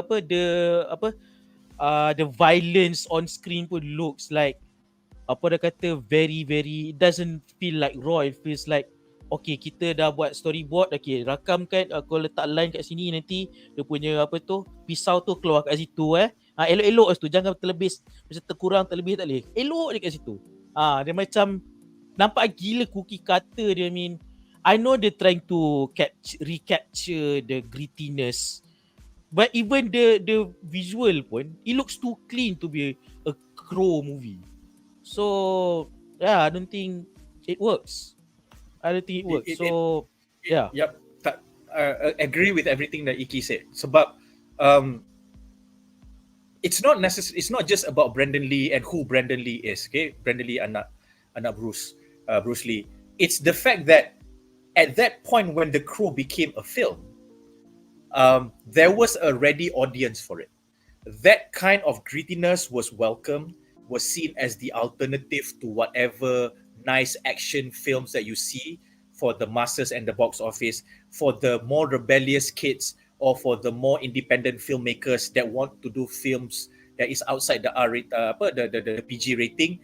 Films like The Crow was the knee, and when The Crow came out, it was, dia punya gambar Raja Van tu adalah, wow, kau dapat akses budak-budak yang suka dengar lagu alternatif yang grunge dan yang heavy, yang suka rebel, kau dapat that group. Lepas tu kau dapat budak-budak goth yang edgy, yang macam suka filem yang ada creative direction yang gelap, yang dark macam ni, yang menceritakan tentang watak-watak yang a bit mysterious, a bit anti-hero, yang ada falsafah tapi pelik. You get that, and then you get that at a time when those kind of characteristics or those kind of qualities were needed by the youth at that time. Jadi IP macam tu, tak kira medium, dia akan timbul, dia akan naik. Sebab the world, masyarakat memerlukan IP macam tu.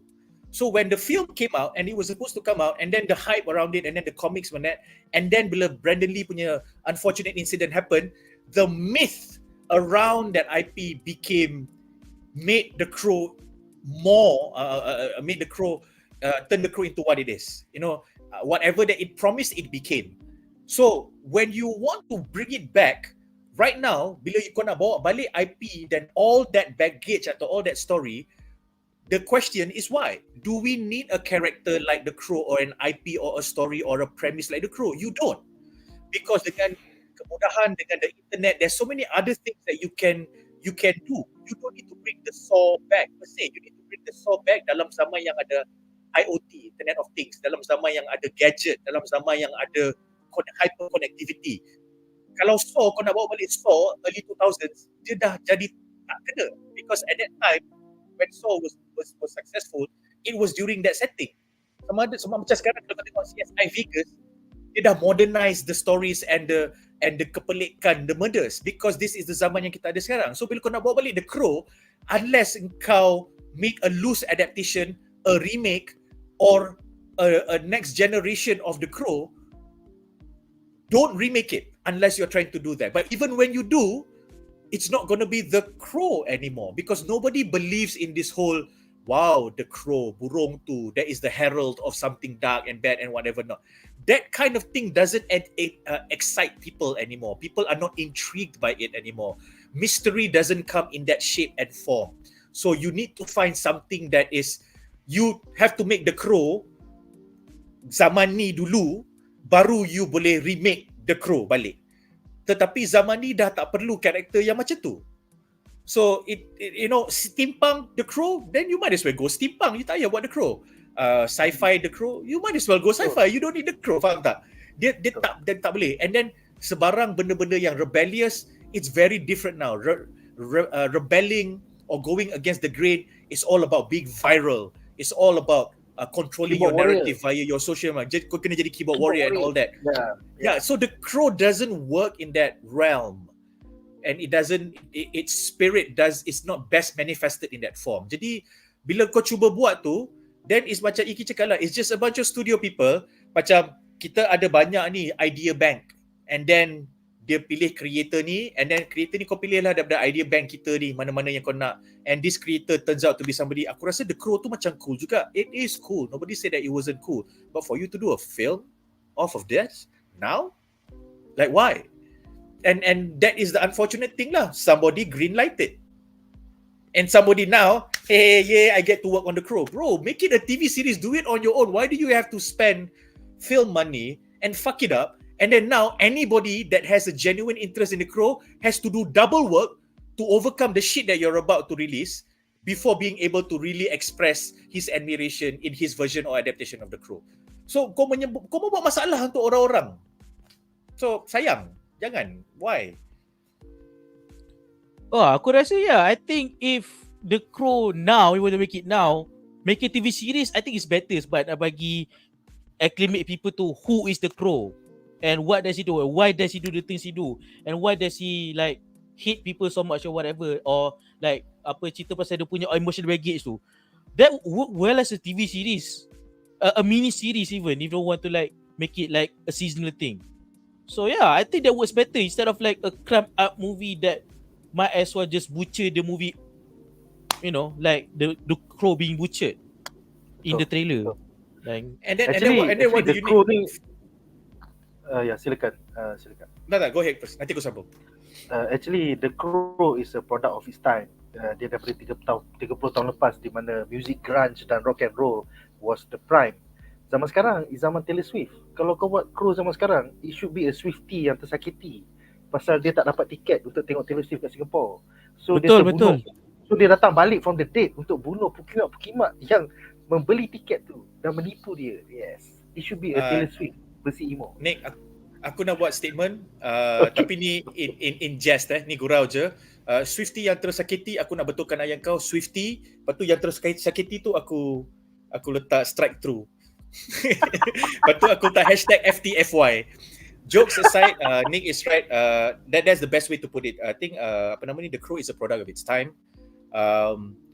You can do a Crow now, a current version of The Crow, but it's not going to be that Crow. So just don't. Just don't even try. You can do an animated series. That might just be great.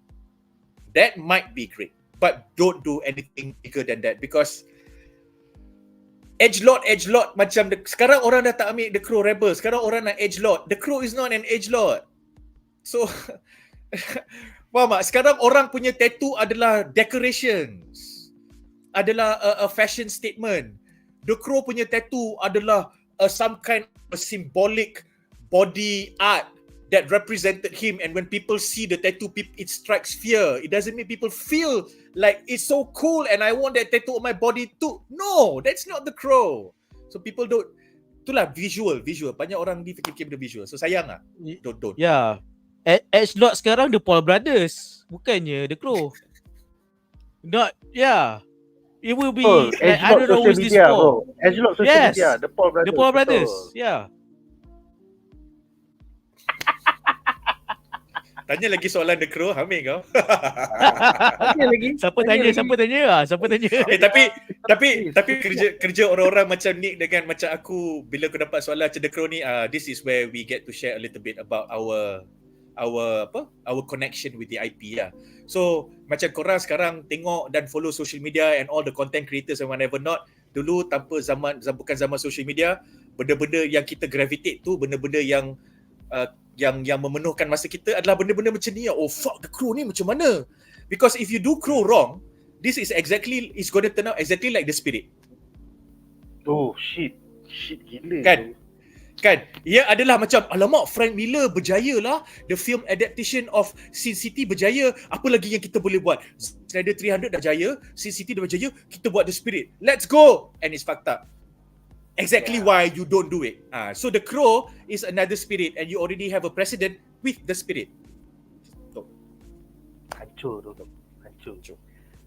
I think that is one of the movies yang aku walked out of the power gum, especially bila Samuel L. Jackson pecahkan toilet atas kepala the spirit. Lepas cakap, what? Toilets are funny. Lepas aku terus walk out like, fuck you man, fuck you. By the way, Suresh, kita punya member daripada Movie Republic mengatakan, I disagree. The Crow actually has a deep depth of lore that is worthy of exploring. But not sure why Hollywood is stuck with addict-driven story. Yes, betul. Should have left that as Brandon's film and adapt others. Yes, kita ada komen daripada which is what Iki and I have said. You don't do the film. You take some other medium like a TV or Hulu series and you go explore it. You don't use a film as an excuse. Jangan macam ayat Iki tadi. It's not a studio mandate film. We are not saying that there is no depth to the lore. We are saying that it's a product of its time. But if you still want to do it, there are better mediums for it. And it's not a studio mandate film. It shouldn't be a studio mandate film. Betul. Iki, ada apa-apa sebagai penutup tentang The Crow ni? Do you agree with Suresh? Apa pendapat kau? I agree with Jamal. Yeah. So yeah, I mean, I didn't know there's other crows than the Eric Draven. Ada. So yeah, Ada. They should do that lah. I mean, dah tahu apa tu Brandon Lee's Eric Draven is sacred. So don't touch it. Touch one another. They could do it. Like contoh macam the upcoming Fallout. It's not about a storyline from the games. It's a story set in the Fallout punya world.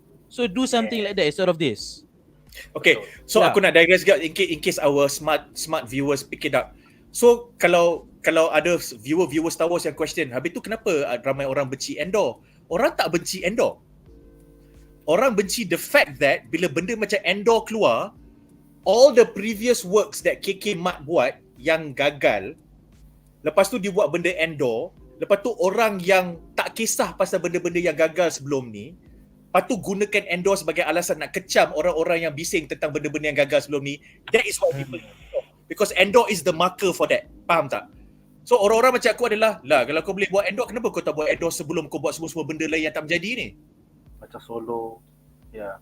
Macam Solo, kenapa kau kena buat Solo? You did Rogue One. Rogue One was widely accepted by everyone. Buat je lah Rogue One banyak-banyak. Kenapa kau nak buat Solo? Lepas kau buat Solo, kau buat episode 7, 8 and 9. Lepas tu kau nak defend benda tu. Lepas tu kau buat Obi-Wan the way you did it. That is the question. Endor, people don't hate Endor. People can acknowledge the fact that it's different and it is a Star Wars story that is not related to any Jedi or whatever. But because it is coming off the back of all this, people use it as an excuse to find some to nitpick against KK. If KK did not stop doing whatever she was doing, Endor wouldn't have been that. People would have recognized Endor as the story that it is. Because Rogue One was proto Endor. When Rogue One came out, nobody was unhappy. Yeah. Tony Gilroy. And, so there you go. And they succeeded with Rogue One. But they forgot that they succeeded and decided and remembered what they failed and continued to do even more failure punya projects. Ini yang semua orang marah. So tu je. So Endor is a great parable to this Raven and the Crow lah. Just do whatever that you got right. Don't do things that did not work out and avoid things that nobody wanted to do in the first place. So why is it so hard? Alright, so semoga terjawab soalan Wan Faris tentang The Crow tu. Kita dah spend about 30 minit talking about The Crow. Which means you should go at Wikipedia The Crow tu and just follow all the IPs on The Crow previously. It is worth your time. Yes. Alright, soalan terakhir malam ini adalah tentang kehilangan One Strange. Di manakah One Strange? Tahu tak dia buka bazar dekat mana? Kemudian Wan Faris bertanya, buka bazar dekat mana? Wan bertapa dalam gua ke sambil pasang Gundam? Tak habis lagi kan ni? Sebenarnya aku dah cuba message dia setiap minggu selama 6 bulan. Tapi dia tak menjawab ataupun read message aku pun. Aku macam kecil hati. Tapi sempat jumpa dia 4 bulan lepas. So Mamat tu still hidup. Cuma dia sekarang ada secret project yang tak boleh di-sharekan kepada public. So macam itulah. Bila Wan dah okay, dia akan hopefully kembali. Aku tak tahu setahun daripada sekarang 3 tahun dia sekarang, 5 tahun dia sekarang, but hopefully Wan akan kembali ke BuzzPop. Yeah.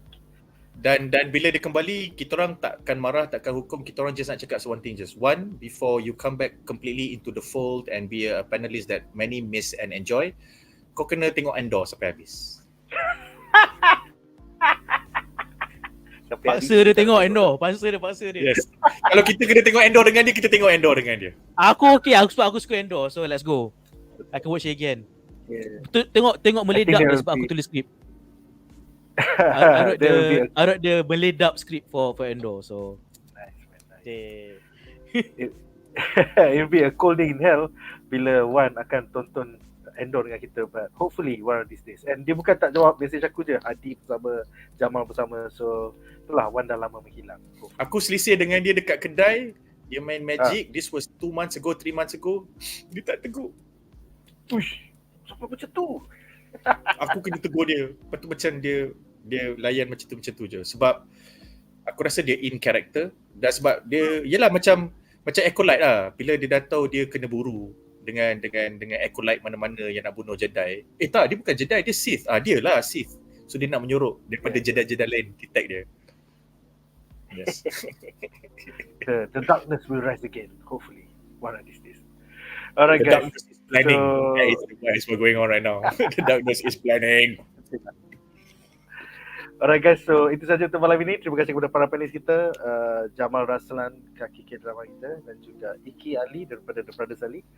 Join us minggu depan di mana kita bakal membincangkan trailer-trailer terbaru. Hopefully tengoklah macam mana kalau esok malam ada orang tu free, hopefully kita boleh tengok trailer-trailer terbaru. Pasal trailer House of the Dragon baru keluar, ada double trailer, satu untuk Team Green, satu untuk Team Black. Lepas ni kita akan bincang. See you guys, sama ada esok ataupun next week.